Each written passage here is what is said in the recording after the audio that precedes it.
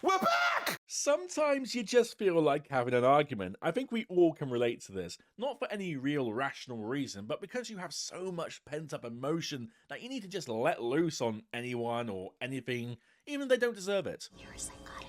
Yeah, well, shh. Well, after making the horrendous mistake of actually reading the comment section for my last video, it was clear that a bunch of, shall we say, how can I say this nicely? Retarded, angry, bitter, jealous, armpits, plaited, smelly leftists found my video, who don't do normally.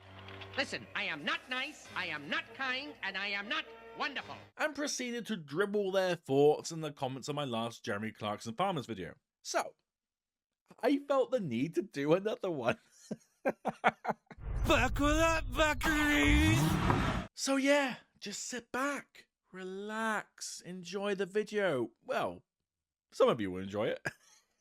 And what will be a fresh comment section that I know will end with a bunch of pronoun weirdos getting stressed out between watching a few minutes of this and perhaps sparing enough time to power wank to a bunch of TS corn. That escalated quickly.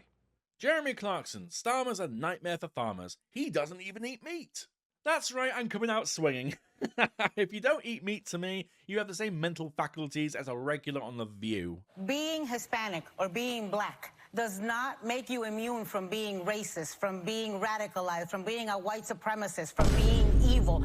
Some people, when they are high, get soft and dreamy. It's fair to say that this is not the case with Jeremy Clarkson. He hasn't had a pork pie or a pint in a month. Since his near-death health crisis, that is. Then, enfeebled by sobriety and vegetables, he slipped a disc.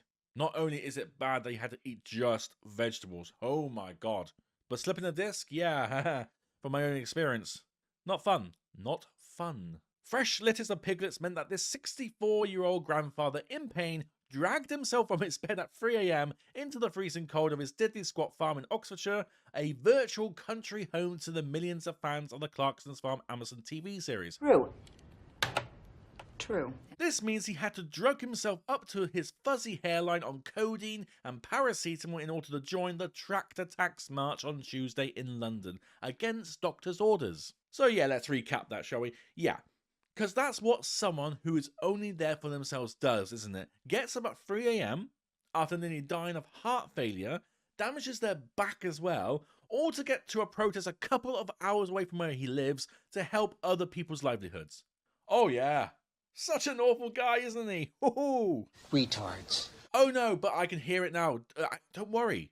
Don't you worry, I hear it. But he bought that farm to avoid tax. Okay, 2 points to that. Firstly, who gives a I would do the same. Who in their right mind seriously wants to pay tax if they can help it? Are you insane? I don't believe a single person who says they happily pay tax. I don't believe them. They're liars. They just want to sound virtuous. But here's the second point. There's this thing that we seem to have forgotten in society. I realise it's almost a myth these days.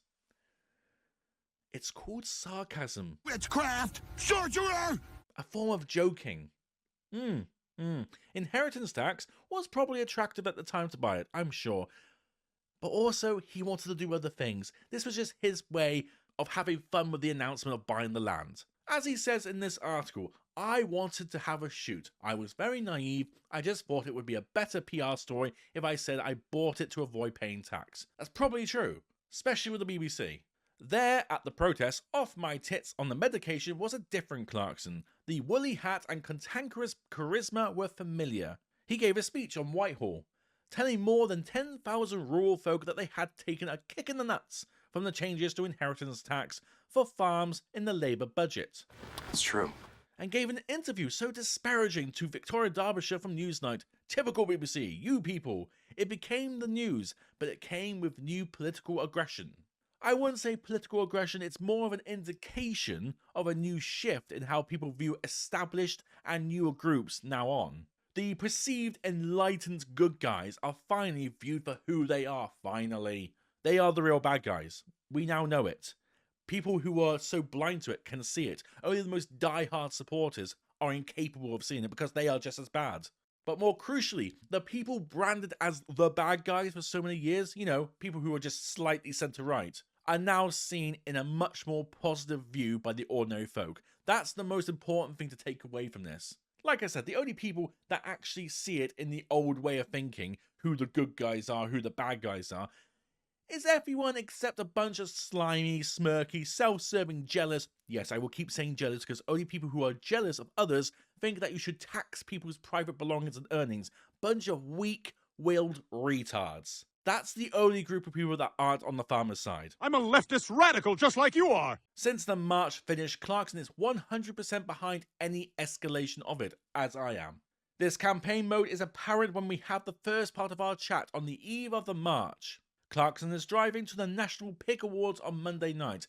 There he wins a prize for a piglet-saving device he invented and called Clarkson's Ring. Previously, the innuendo possibilities of Clarkson's Ring would be irresistible, but not today. No, trust me, the innuendo is still there. The award just shows that Clarkson still loves getting the hole-in-one. Joking. Sometimes older people make jokes. Starmer's a nightmare for farmers. He doesn't know what farming is. He doesn't even eat meat. Dreadful people. That's the problem we're facing in farming. Nobody understands the first thing about it. Yeah, I think I'll say if you don't eat meat or fish, I just don't trust you. I think that's a safe way to determine for me a bad person from a slightly better person. Psst, now watch. See in the comments how people don't understand that that was a joke. Who's retarded now? Yeah. This includes the Prime Minister, the Chancellor Rachel Reeves, who is from Lewisham. He always likes taking swipes at Lewisham, doesn't he? And it turns out me, the woman who wrote the article. After I put to him that farmers have a poor public image, he then asks where I live. Go on, he says with mock menace. I'm interested. Islington, unfortunately. Ew. Of course you do, I rest my case, but I completely disagree with you. If you set foot outside of Jeremy Corbyn lands, if you went to Derby or Pontefract or Carlisle, the vast majority of people absolutely support farmers. I didn't live in Islington, me neither, thank God. I'd rather chop my head off, I concur. But I admit when I lived in London for 30 years, I didn't really think about farmers. If I did, I thought they just drove around in Range Rovers moaning slightly.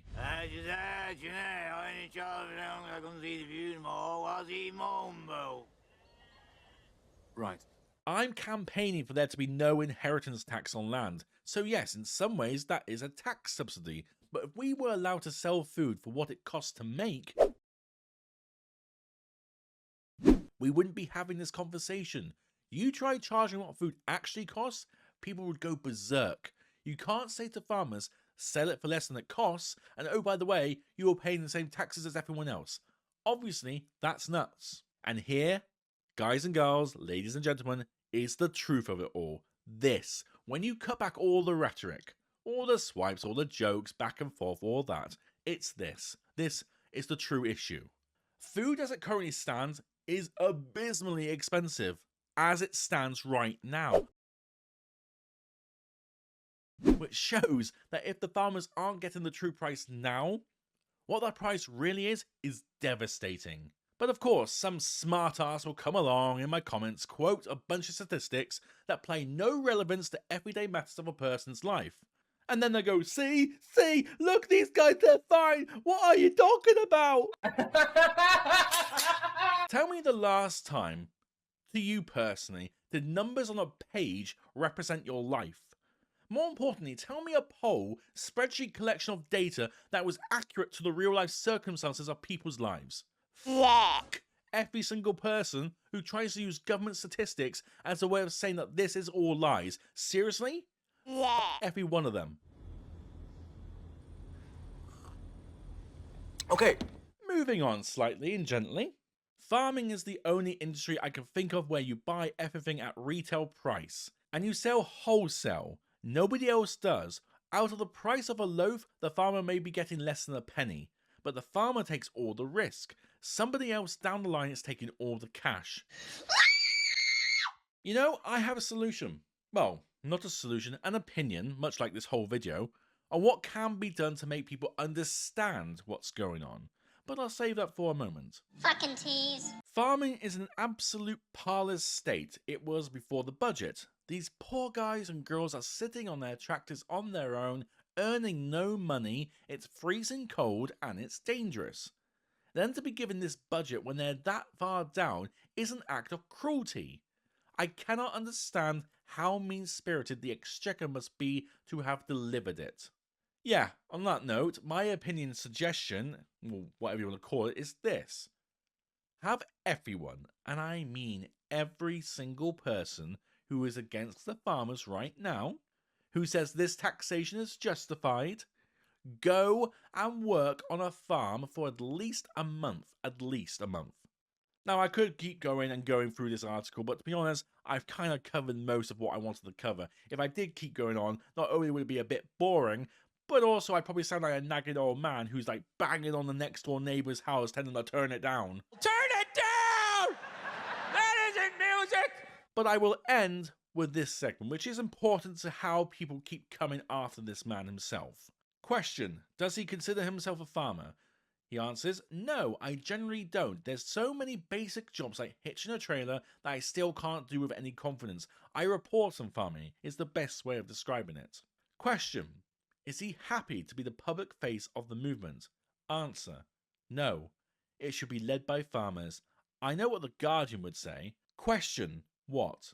Answer: that he's doing it out of self-interest. That he's already admitted he bought as a tactic to avoid paying tax.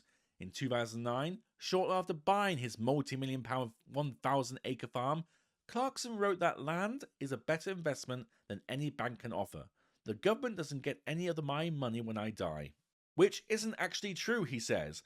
I never did admit why I really bought it. We covered this next part earlier, but just to reiterate, I wanted to have a shoot. I was very naive. I just thought it would be a better PR story if I said I bought it to avoid paying tax. Can people understand now this isn't a selfish endeavor? Many people don't find their calling until late in life. Some people never do. But one thing is always true. The system and those who benefit from the system will always be against you for trying to bring change. That's where the real jealousy comes from. It comes from a type of collaborator. Yes, I said the word collaborator, who believes themselves to be a virtuous being. Someone who can't entertain for 1 second that they may be wrong.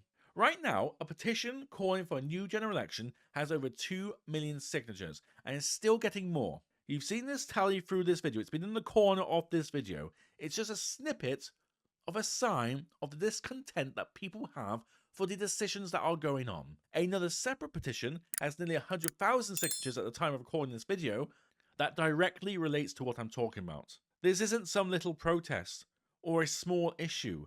It actually affects and has offended the majority of us, and we will fight to stop it and reverse the decision. Thank you all for watching, including everyone who hates what I'm saying, and as always, do take care.